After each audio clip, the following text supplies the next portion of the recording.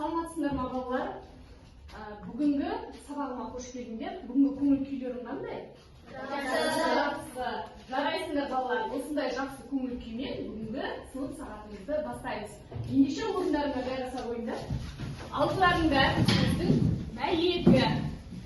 Сабағымыздың мақсаты халықтың рухани қазынасы, ғасырлар шежіресі, ақыл өнегесінен көрініс тапқан мақал-мәтелдер туралы мәлімет.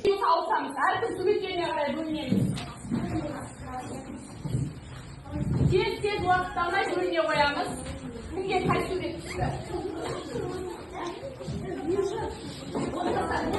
Мәтелдер, яғни мақал сөздің мәйегі. Мақал-мәтел дегеніміз бірінші өзіміздің ойымызбен бөлісек, ой қоржынымызбен, себебі біз осынау 5-ші сыныпқа дейін осы тақырып бойынша біз бастауыш сыныпта да өттік. Мақал-мәтел деген қандай? Bir ғана тақырыпқа, отан туралы ғана болды ма, жоқ әлде түрлі тақырыпқа?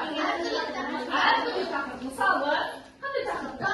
Батырлық туралы, өнер туралы, білім, еңбек, отан туралы. Жақсы балалар, жарайсыңдар. Мәтелдер кітабын естіп ештің. Мен мақал-мәтелдер сайысына қатысам, соған дайындалып жүрмін. Мақал мен мәтелдің ортақ қандай қасиеттері бар? Айырмашылықтары неде? Мақал да, мәтел де халықтың тұрмысынан, өмір тәжірибесінен туған тұжырымдар. Жақсылыққа да жан азығы деген мақалдар бір ғана ойды білдіріп, жай сөйлемдерден тұр. Сондықтан да негізгі айырмашылық олардың сыртқы түрінде емес, ішкі мазмұнында жатады.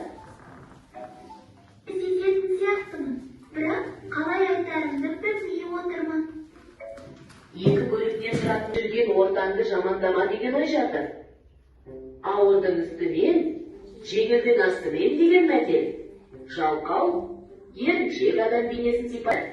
Жалқаудың жаны тәтті, көлдің көркі құрап, таудың көркі болар. Баянымыздан біз нені түсіндік? Ал мақал-мәтел туралы. Мақал-мәтел менен мәтелдің айырмашылығы қандай екен? Бірақ біз бейнебаяннан көрдік, яғни олай емес. Мысалы, көз қорқақ, қол батыр дейміз. Бір ғана сөйлем емес, екі қатардан екі жолдан тұрып, бір ғана жолдан тұрады, бір ғана сөйлем болады деген, мысалы, ол жалған деп отыр. Яғни мәтелге біз ойда астарлап береміз. Ал мақалда екі нәрсені бір-бірі. Иә? Не деп айтты тағы? Не есіңізде қалды? Еңбек еткен ерінбей тояды қанын. Жарай, тағы да. Жақсы үшін мен тыңдап отырыңдар. Кітап білім бұлағы, білім өмір шырағы. Жақсы. Яғни тағы да біз кейіпкеріміз айтқандай, мақал-мәтел өте, мен тақырыптар өте көп қой, мен оны қалай есіме түсіремін дейді, бірақ бұл тоқтанау сөзді толықтай. Мақал. 7 рет өлшеп, 1 рет қойсын. Жақсы. Келеді. Білім инемен Құдық тазалағандай. Жақсы. Иә, бала?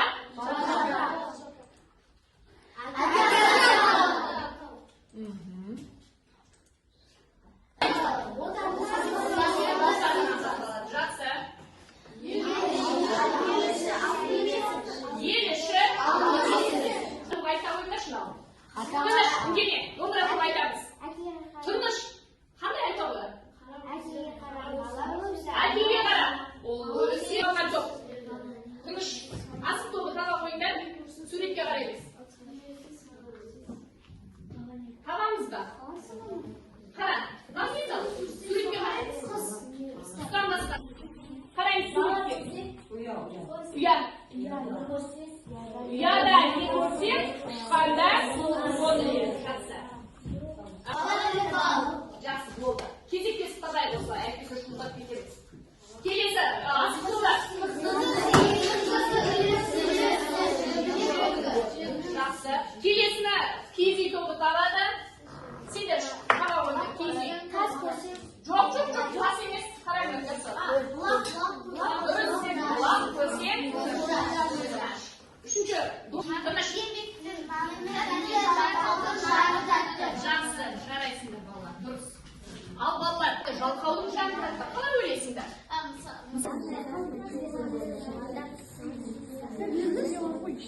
есімді тап. Мысалы, мынау мақала сен, мына дәптер. Қайсыда? Жоқ, екеу ғана бер. Мынаны дәптерлеріне жазасыңдар да сан есімді табасыңдар. Ал басқа.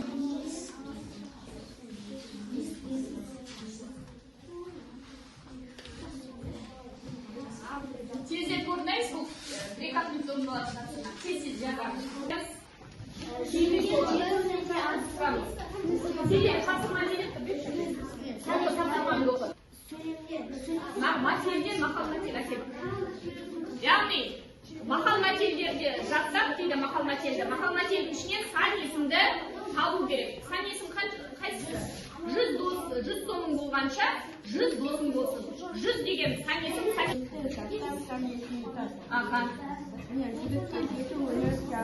Бұл жерде? Жеті. Жақсы. Келесі. Аха. 107 ағайынды. Сан есім ол 7. Жеті. Жақсы. Келесі тапсырмалары? Келесі оқимыз. Қандай іске? Біткен. Яғни бұл жерде нені табу керек? Снесіз табу. Қандай іске?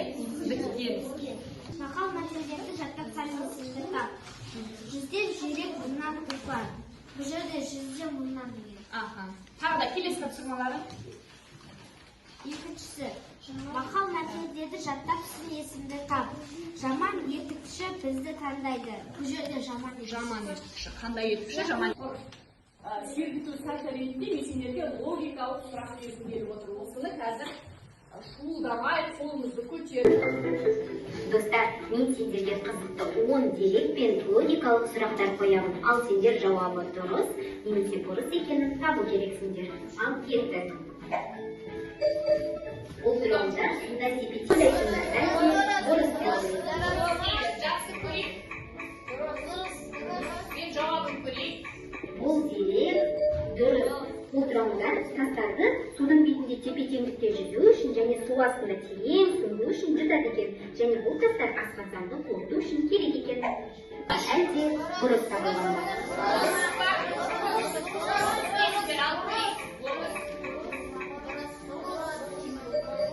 Жауабы бұрыс.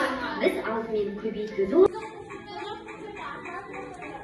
Жауабы бұрыс. Ал кеттік санайық. Үнді мұхиты, Атлант мұхиты, солтүстік мұхиты және Тынық мұхиты. Сонымен жер планетамызда 4 алып мұхит бар екен. Адамның мұрнының ұзындығы бас бармақты.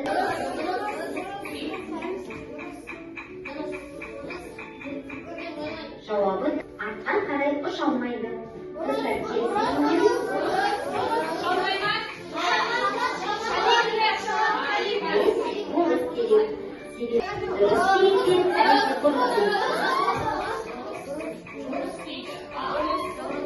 Бұл әрине бұрыс керек. Себебі анды тауы. Домбыра тобы. Отан отбасынан басталады. Тақырыбында шағын ғана мәтін құраймыз. Отан отбасынан басталады. Жердің көркі. Жазамыз. Қыз өссе елдің көркі, гүл өссе жердің көркі.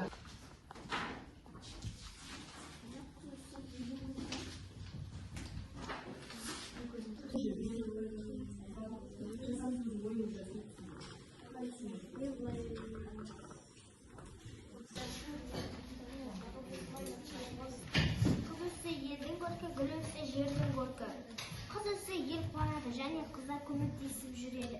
Гүл өссе жер көркейеді. Тағы да. Отбасынан басталады. Ең алғашқы өмірімізде бірінші отбасына жақсы көру керек. Өйткені отбасында сенің ең жақсы адамдарың бар. Сосын отанды жақсы көру керек. Жақсы. Қорқа бастайды. Ал ол тапсырма орындайық.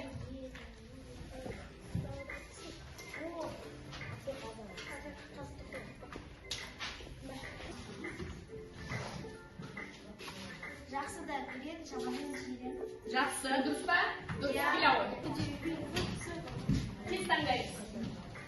Отан туралы мақал мәтел. Отан отбасынан басталады. Тағы жақсы. Отырамын. Өз елін алтын белгі. Жақсы. Отырамыз. Кел, шық.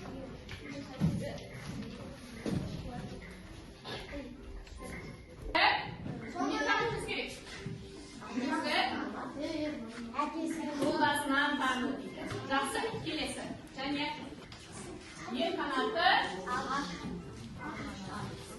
Келесі. Ырыс алды. Тағы да не деп айтамыз? Ынтымақ. Келесі.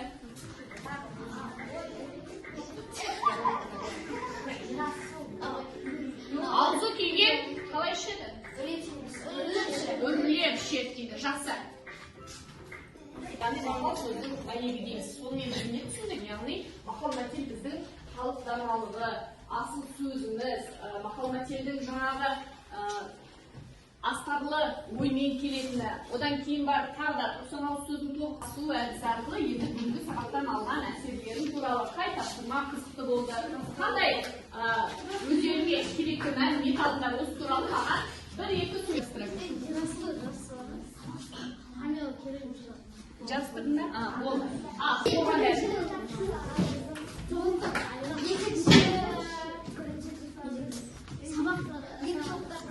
болған дәлін боламыз.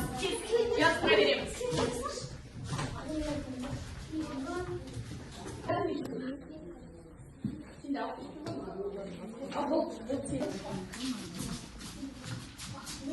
Болды ба?